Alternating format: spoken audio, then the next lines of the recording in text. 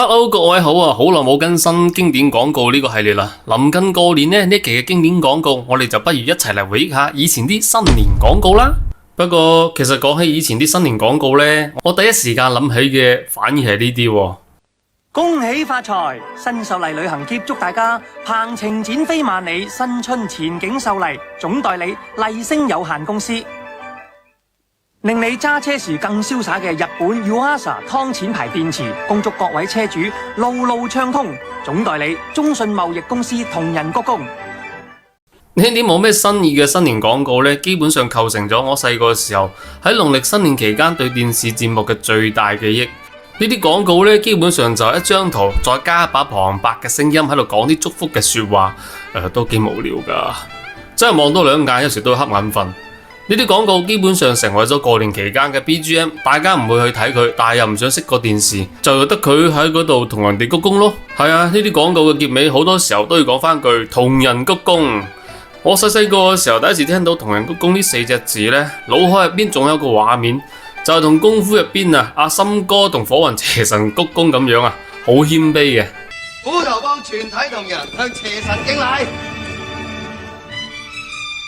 咁除咗呢啲定格廣告呢，都仲有一啲新年廣告會令到大家耳目一新嘅，比如恒生銀行呢一個啊。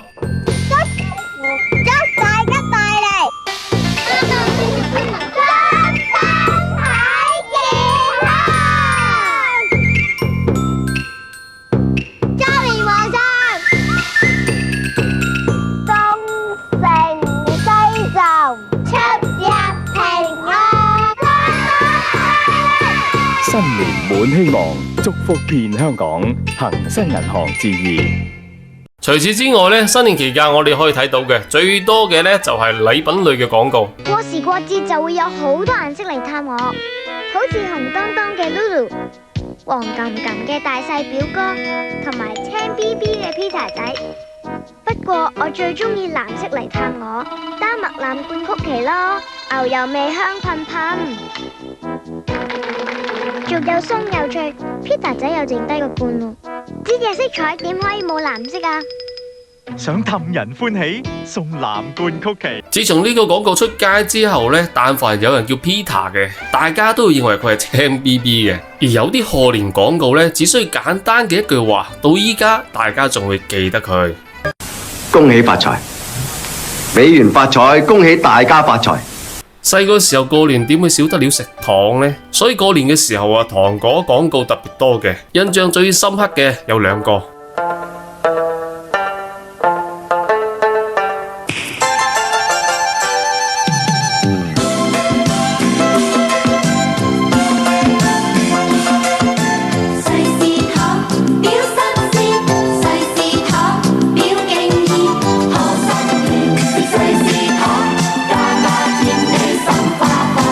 過年收到瑞士糖，人人心花放。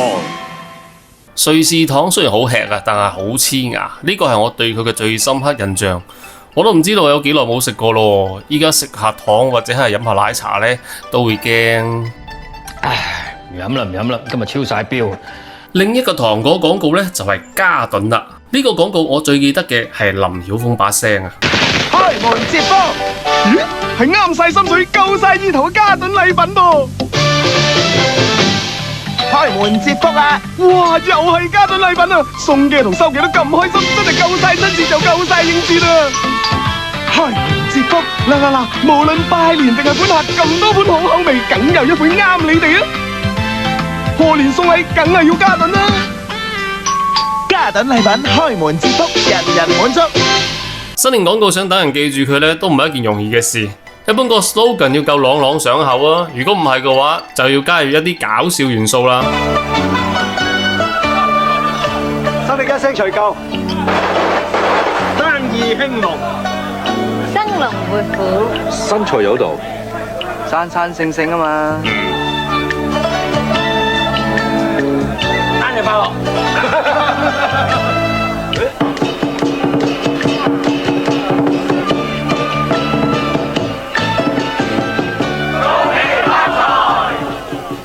OK，下邊我哋嚟睇下呢，今日呢條影片想重點重溫嘅一個系列廣告，就係萬寶路嘅賀年廣告。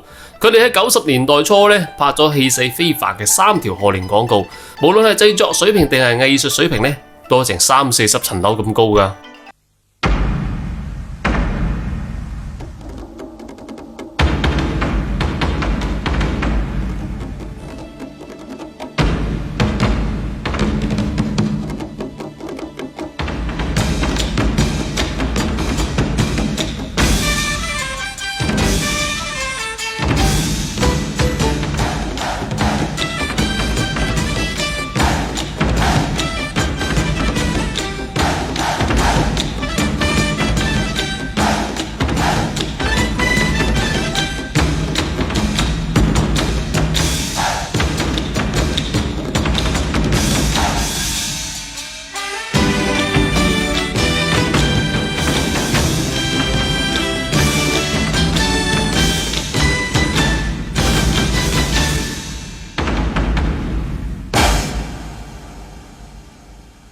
呢個系列廣告一共有3個，啱啱播出嘅呢個咧係1990年嘅版本，叫《紫禁城篇》。如果網上嘅資料冇錯嘅話，90年同91年嘅版本都係由一個叫吳風豪嘅香港廣告導演拍攝嘅。我哋順便睇埋1991年嗰個叫《長城鼓舞篇》啦，都係拍得非常之有氣勢㗎。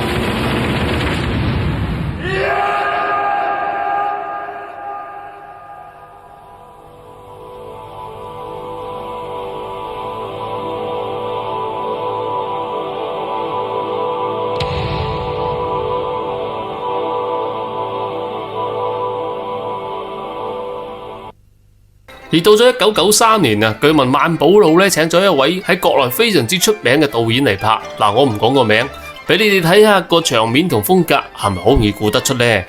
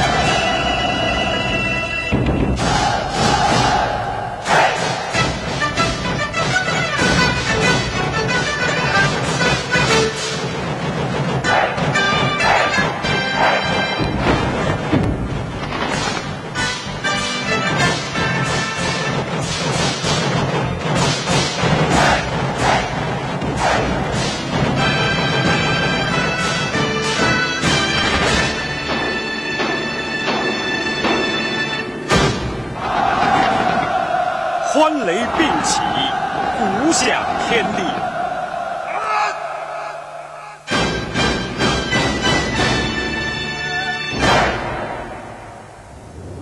萬寶路，恭祝各位新春進步。